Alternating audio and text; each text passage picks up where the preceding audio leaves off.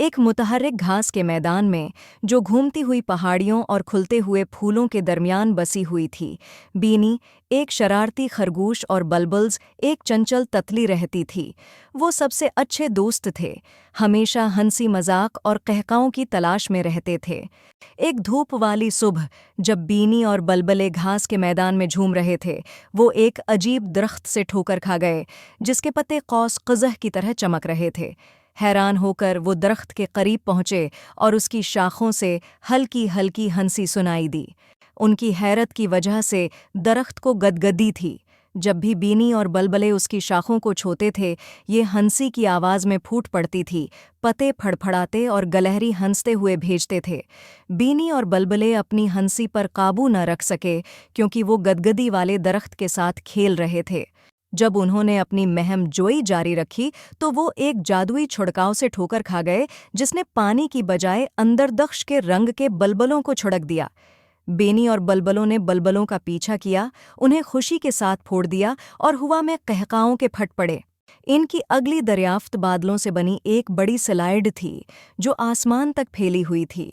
बीनी और बल्बल्स लालच का मुकाबला नहीं कर सके और स्लाइड को जूम कर दिया। उनकी हंसी घास के मैदान में गूंज रही थी, जब वो हवा में बुलंद हो रहे थे।